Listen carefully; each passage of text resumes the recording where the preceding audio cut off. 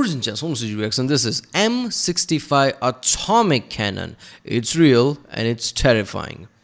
Yeah, I think the first one, if I remember correctly, was Davy Crockett. I think that was the name of it. That is the inspiration of like Fat Boy, yeah, from Fallout 4, Fallout, right? Fallout in general.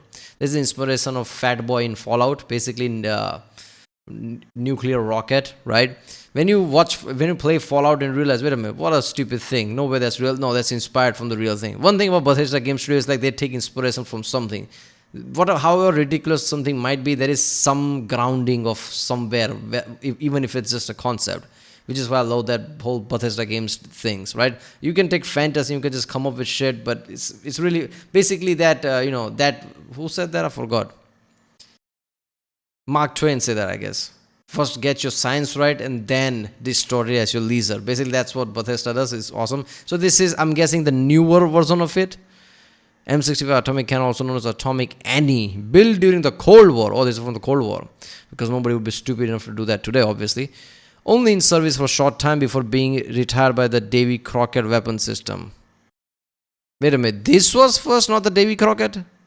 I thought Davy Crockett was the first one. Okay, whatever. Yeah, it's gonna be very interesting, I guess. I'm pretty sure, like, I remember watching, like, researching about that, like, when I was the fat boy thing from the Fallout. And Soviet also came up with some tank-looking system. Vaporator, condensator, something like that. I remember some kind of a name like that. They also came up with something. Obviously, if US does something, they're gonna come with some kind of answer. Which is like a big massive cannon and things, which is like, I don't know. But yeah, let's watch this one.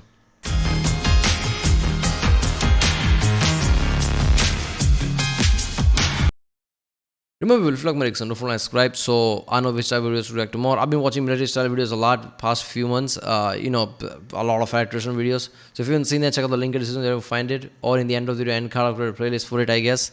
And yeah, comment down if you want me to do any specific video about any, like, anything basically, but like military things like tanks, jets, whatever, or any other video you want me to react to. And yeah, that's what it is. Today we're talking about that time that America built a giant gun that could shoot nuclear warheads. Not really sure where to start with this, so we're going to start at the very beginning. August 6, 1945, America dropped the first atomic bomb on Japan. Not saying it's right, I'm just saying it happened. This showed the entire world America's new superweapon, and it took all of about 45 minutes for America to want to shoot one out of a gun next. 45 minutes is a little bit of an exaggeration, but not by much. Basically, wait, what? Oh my god, I'm constantly getting mixed up. It's Fat Man. Want to shoot one out of a gun. Wait a minute, Fallout thing is Fat Man. Oh yeah, it's Fat Man. What is a Fat Boy? Is that a nuclear bomb? No, wait a minute, that was Little Boy. I don't know, wait a minute. What was Fat Boy then? Yeah, it was Fat Man. There was no Fat Boy, I just mixed it up. Fat Man and Little Boy was the two weapons that were dropped. And I just somehow combined that with Fat Boy. No, it was Fat Man. There's a weapon's name as well in Fallout. Next. 45 minutes is a little bit of an exaggeration, but not by much. Basically, the US Army found out that the US Air Force had a more powerful weapon than they did, and they got jealous. So they had their eye out for any opportunity or any excuse that they could use to justify them getting their hands on nuclear weapons. And they would get that excuse on August 29th, 1949, when the Soviet Union would test their first atomic bomb. This kind of sort of implied that Uncle Sam wasn't #1 in the world when it came to unhealth care anymore, and we can't have that shit now, can we?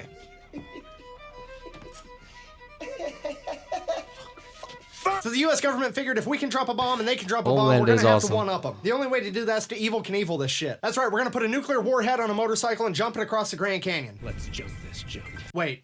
No. We're gonna put it in a cannon. Unfortunately, it wasn't quite that easy. As I'm sure you can imagine, you can't just stick a bomb that was designed to be dropped out of an airplane inside of a gun and expect it to work. They actually had to develop a casing that would allow the warhead to survive being subjected to the forces of being yeeted out of a Imagine Cold War. All up there, you can put a nuke in the cannon and everybody just like take the glass and look at it. Oh, we have a Soviet spy among us, because no American would ever say that.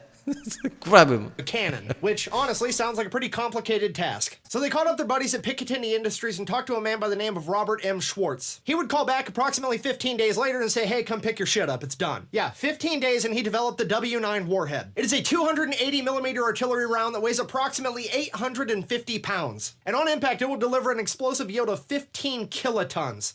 which if you don't know is equivalent to 15,000 tons of TNT. And then you know it's a nuke, That's so you what have the spicy means. neutrons on top of that. Buh! You're using tons and that's metric, which makes you a hypocrite. Buh.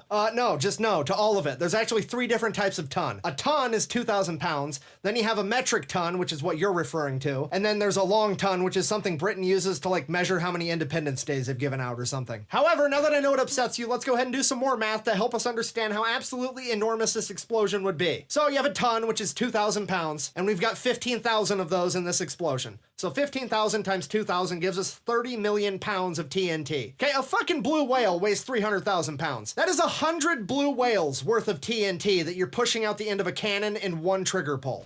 That's a lot of fish. Yeah, large aquatic mammals, still a better unit of measurement than the metric system. Okay, anyways, back to the story. So they developed the W9 warhead. Now they need a gun to fire it because it's 200. Yeah, you wouldn't have developed nuclear weapons without metric system.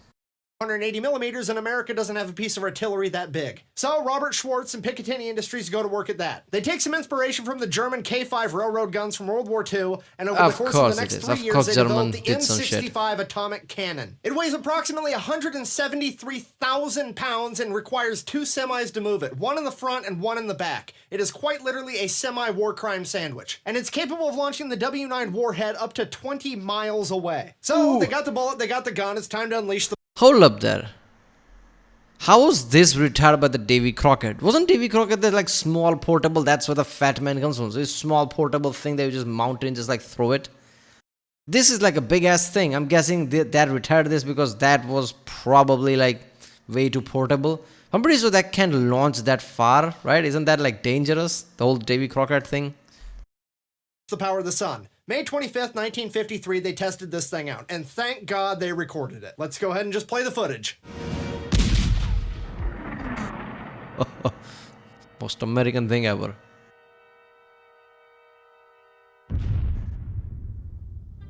Ah, yes. You know, camera sensor gets overloaded, you know you launched a nuke. Look at that. Ladies and gentlemen, Look that is at that. beyond Yeetus Deletus. That is Yeetus Control Alt Deletus. That explosion incinerated everything within a 1 mile radius and pretty much took out everything else within a 5 mile radius immediately. So that particular cannon... Alt F4 will be better. Control delete, that's just like open like control task manager. Like that doesn't delete anything. And the only one to ever actually fire a nuke was given the nickname Atomic Annie. This was a head nod to the K5 German railroad gun that inspired its creation. They were nicknamed Anzio Annie. However, pretty much all M65 atomic cannons are referred to as Atomic Annie. Yeah, there's more than one. There was actually one more present at the test site known as Sad Sack, and then after seeing how successful this program was, they ordered 18 more to be built. I mean, of course you need 20. What happens if you lose one? Which they fucking did. Apparently after the testing, Atomic Annie and Sad Sack got switched. Atomic Annie accidentally got sent overseas, and Sad Sack apparently got sent to Fort Sill. Nobody figured this out until 10 years later. So nobody knew where the actual Atomic Annie was, and she was given the nickname I feel like there might be some rubbing of the shoulder, some money getting passed secretly. That is the only way you would not discover something for 10 years. AWOL Annie, and it took like 2 years to fucking find her because nobody was allowed to know the location of these things. Which actually means that Atomic Annie was technically lost the entire time the M65 atomic cannon was in service because they were officially retired in 1963. And Annie wasn't even found until 1964. Which raises the question, why on earth would you retire the sun gun? Well, because around that time, Uncle Sam also figured out how to There you go, Davy Crockett. I'm pretty sure the range of this is smaller, isn't it? launch a nuke from a big bazooka out the back of a Jeep. Now we're gonna have to do a video on that next week. Back of the Jeep. You can put Davy Crockett in a Jeep? What the fuck? Yeah, but Jeep suspensions are not that good. That's why it's used in military. Because fuck your comfort. But it works, that's the thing, right? So wouldn't there like all turbulence, like isn't there risk for if it like falls down, what if it like launches, like I don't know, man. A nuke in back of the Jeep is like, I won't be on that Jeep, nowhere near it. But imagine that like nuclear Jeep. Here comes a nuclear Jeep. Oh my god. In conclusion, Fallout game doesn't have like cars and shit, but that's definitely shoot for this purpose only.